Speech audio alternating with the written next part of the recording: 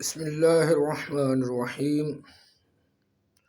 صحیح بخاری حدیث نمبر 462 حضرت ابو ہریرہ رضی اللہ تعالیٰ عنہ سے روایت ہے، انہوں نے کہا نبی صلی اللہ علیہ وسلم نے ایک گھڑ سوار دستہ نجد کی طرف روانہ کیا۔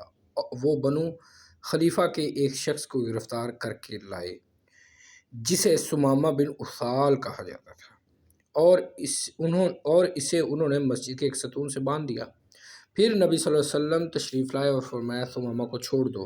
چنانچہ وہ مسجد کے قریب ایک کھجور کے باغ میں گیا، وہاں غسل کیا، پھر مسجد میں اور کہا میں گواہی دیتا ہوں کہ اللہ کے سوا کوئی معبود برحق نہیں اور حضرت محمد صلی اللہ علیہ وسلم اللہ کے رسول ہیں، یعنی وہ مسلمان ہو۔